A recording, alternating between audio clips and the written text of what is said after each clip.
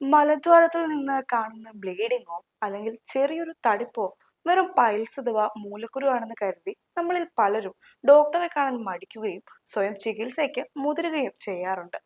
എന്നാൽ ഇന്ന് കേരളത്തിൽ യുവതലമുറയ്ക്കിടയിൽ പ്രത്യേകിച്ച് 40 വയസ്സിന് താഴെയുള്ളവരിൽ വൻകുടൽ ക്യാൻസർ അഥവാ കൊളോറെക്ടൽ ക്യാൻസർ വളരെ വേഗത്തിൽ വർദ്ധിച്ചു വരികയാണെന്ന് ഞെട്ടിക്കുന്ന യാഥാർത്ഥ്യം നമ്മൾ തിരിച്ചറിയണം. എല്ലാ വൻകുടൽ ക്യാൻസറുകളും തുടക്കത്തിൽ മലപ്രദേശങ്ങളിലോ കുടലിന്റെ ഉൾഭിത്തികളിലോ ഉണ്ടാകുന്ന വളരെ ചെറിയൊരു തടുപ്പിൽ നിന്നോ മുഴയിൽ നിന്നോ ആണ് ആരംഭിക്കുന്നത്. നമ്മുടെ ശരീരത്തിലെ കോശങ്ങൾ അനിയന്ത്രിതമായി വിഭജിക്കപ്പെടുകയും അവ പിന്നീട് മാരകമായ മുഴകളായി മാറുകയും ചെയ്യുന്നതാണ് ഇതിന്റെ പ്രധാന ജീവശാസ്ത്രപരമായ കാരണം. നമ്മുടെ മാറിക്കൊണ്ടിരിക്കുന്ന മോശം ഭക്ഷണക്രമം, വ്യായാമമില്ലായ്മ, അമിതമായ മദ്യപാനം, പുകവലി എന്നിവയോടൊപ്പം ചിലരിൽ ജനിതകപരമായ കാരണങ്ങളും ഈ കോശ വ്യതിയാനത്തിന് ആക്കം കൂട്ടുന്നു.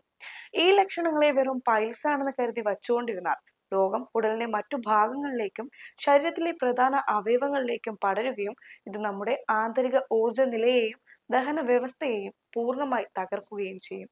കൃത്യസമയത്ത് ചികിത്സിച്ചില്ലെങ്കിൽ ഇത് ശരീരത്തിന്റെ രോഗപ്രതിരോധ ശേഷിയെ നശിപ്പിക്കുകയും ആയുസ് തന്നെ അപകടത്തിലാക്കുകയും ചെയ്യും. ഇടയ്ക്കിടയ്ക്ക് ഉണ്ടാകുന്ന വയറിളക്കം, മലവിസർജന ശീലങ്ങളിൽ പെട്ടെന്നുണ്ടാകുന്ന മാറ്റങ്ങൾ, വയർ പൂർണ്ണമായി ഒഴിഞ്ഞിട്ടില്ല എന്ന തോന്നൽ, മലത്തോടൊപ്പം കട്ടികൂടിയ കഫം പോലെയുള്ള മ്യൂക്കസ് പുറപ്പെടുക എന്നിവയെല്ലാം ഇതിന്റെ ലക്ഷണങ്ങളാണ്. ഇതിനുള്ള ഏറ്റവും ഫലപ്രദവും ലളിതവുമായ മാർഗം ഒരു ഗ്യാസ്ട്രോ എൻട്രോളജിസ്റ്റിനെയോ സർജറിയോ കണ്ട് കൊളോണോസ്കോപ്പി പരിശോധനയ്ക്ക് വിധേയമാകുക എന്നതാണ്. 1.5 മീറ്ററോളം നീളമുള്ള വൻകുടലിന്റെ ഉൾഭാഗം ഒരു ചെറിയ ക്യാമറ ഘടിപ്പിച്ച ട്യൂബ് വഴി പൂർണ്ണമായി പരിശോധിക്കുന്ന ഈ പ്രക്രിയയിലൂടെ ക്യാൻസറായി മാറാൻ സാധ്യതയുള്ള ചെറിയ തടുപ്പുകളെ സർജറി പോലുമില്ലാതെ തുടക്കത്തിലെ നീക്കം ചെയ്യാൻ സാധിക്കും.